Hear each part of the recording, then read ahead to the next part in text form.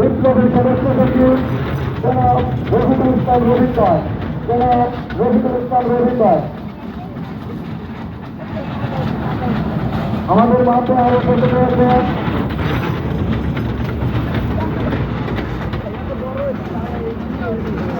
গাজীপুর সদর উপজেলা বিএনপির ক্রীড়া বিষয়ক সম্পাদক জনাব বিন মোহাম্মদ ভাই।